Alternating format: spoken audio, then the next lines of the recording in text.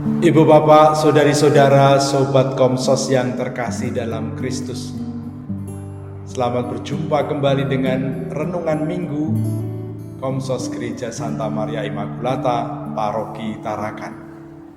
Kita hari ini memasuki Minggu Prapaskah yang keempat.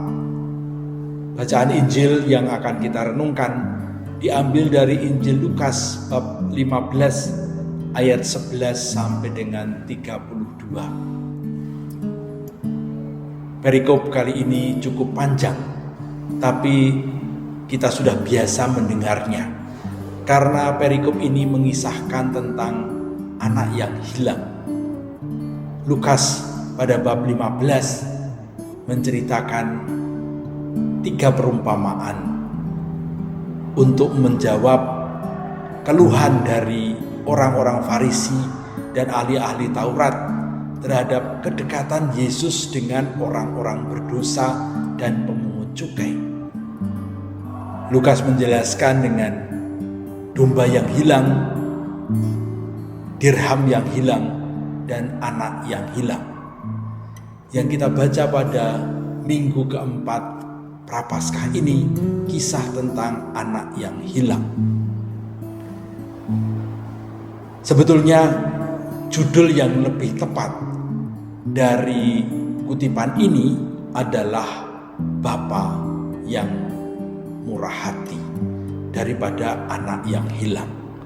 Karena yang menjadi fokus adalah sikap Bapa terhadap 2 orang anaknya, anak bungsu dan anak sulung. Memang anak bungsu ini kurang ajar. Bapaknya masih hidup, dia sudah minta bagian warisan. Dan ketika sang ayah memberikan warisan yang menjadi bagian anak bungsu, dia kemudian menjual seluruh warisan itu, pergi ke suatu tempat, ke suatu kota, lalu dia foya-foya di sana. Hidup si anak bungsu ini sungguh-sungguh hidup yang boleh dikatakan kurang bertanggung jawab.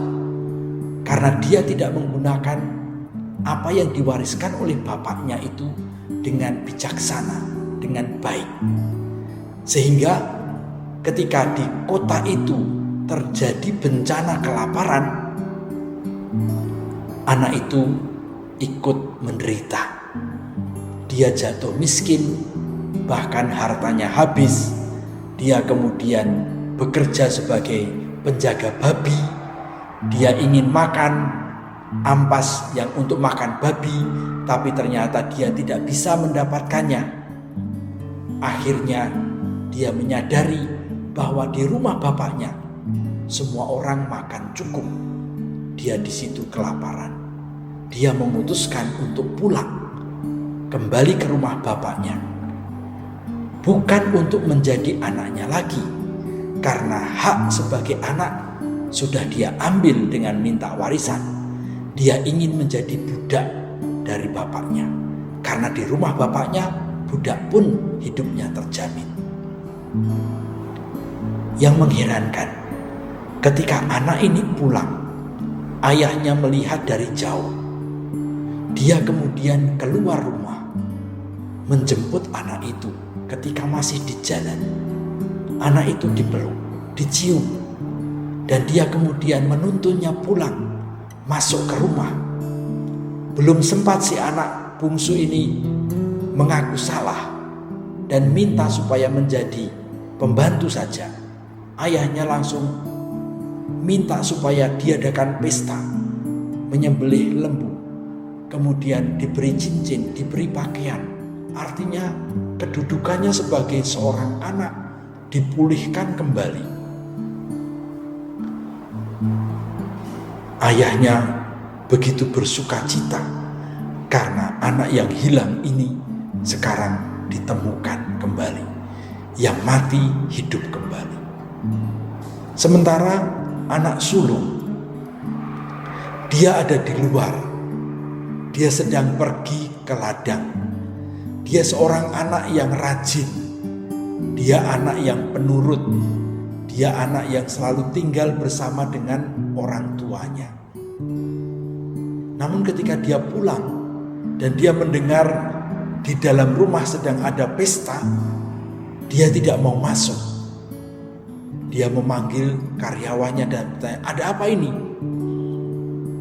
Karyawan menceritakan, "Sedang pesta karena adikmu telah ditemukan kembali.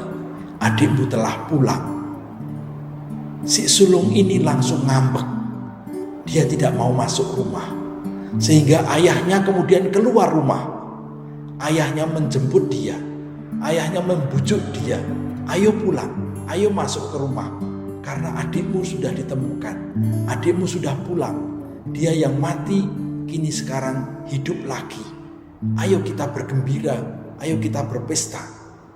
Tetapi si anak sulung tidak mau. Karena dia melihat bahwa anak bungsu ini sungguh-sungguh tidak perlu dikasihani. Ibu bapak, saudari-saudara yang terkasih dalam Kristus, kita mungkin ketika mendengar kisah anak bungsu dan anak sulung ini, dalam benak kita langsung membuat suatu penilaian. Si bungsu layak untuk dihukum. Si sulung layak untuk dipuji. Kita seringkali melihat dengan kacamata hitam putih, dengan konsep surga dan neraka. Yang jahat harus masuk neraka, yang baik harus masuk surga. Yang jahat harus dihukum, yang baik harus dapat pahala. Namun Yesus hari ini mengajak kita untuk melangkah lebih maju, melangkah lebih jauh. Yesus justru memperkenalkan kita tentang konsep Allah yang sungguh berbeda dengan apa yang selama ini kita pahami. Allah tidak pernah melihat umat manusia secara hitam putih, benar salah. Allah selalu memberi kesempatan setiap orang untuk senantiasa berbahagia dan bersatu dengannya. Maka dalam kisah anak sulung dan anak bungsu ini, kita menemukan Tuhan sebagai seorang ayah yang begitu merdeka, ayah yang begitu terbuka hatinya, dan ayah yang ingin anak-anaknya semua bergembira bersama dengan dia. Oleh karena itu kita perhatikan tadi, dia keluar rumah menyongsong anak bungsu yang pulang. Dia juga keluar rumah menyongsong anak sulung dan membujuknya untuk pulang, untuk masuk ke rumah, ikut bergembira. Tuhan diperkenalkan oleh Yesus sebagai Tuhan yang penuh kasih, Tuhan yang tidak pendendam, Tuhan yang tidak menyediakan hukuman dan pahala, tetapi Tuhan yang selalu ingin setiap orang mengalami sukacita dalam hidupnya. Tuhan yang selalu ingin setiap orang merasakan dicintai olehnya dan merasa cinta kasih itu satu sama lain. Bacaan Injil memperkenalkan kita kepada wajah Tuhan yang sama sekali berbeda dengan konsep-konsep yang kita miliki hingga saat ini. Allah memberikan harapan kepada orang berdosa untuk bertobat dan bersatu kembali dengannya. Dia juga sabar terhadap orang-orang yang seringkali mempunyai sifat sombong, merasa sudah beres, merasa sudah lengkap, merasa sudah segala-galanya dia lakukan dengan baik, maka tinggal menunggu pahala. Tapi ternyata si sulung ini dia tidak sabar dengan saudaranya, dengan sesamanya.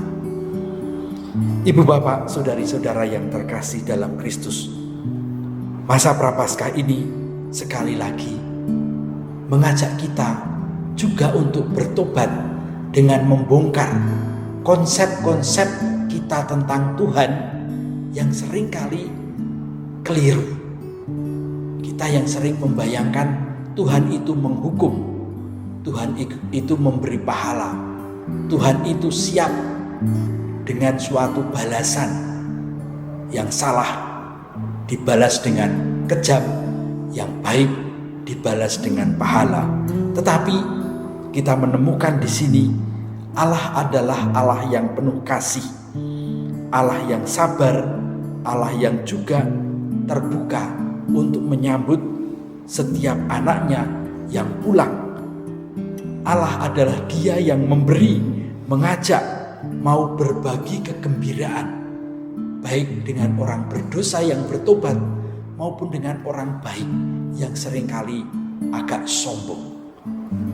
Marilah kita meletakkan kesombongan kita, marilah kita meletakkan keberdosaan kita, supaya kita boleh masuk ke dalam rumah keluarga Allah, bergembira bersama dengannya, bersatu dengannya.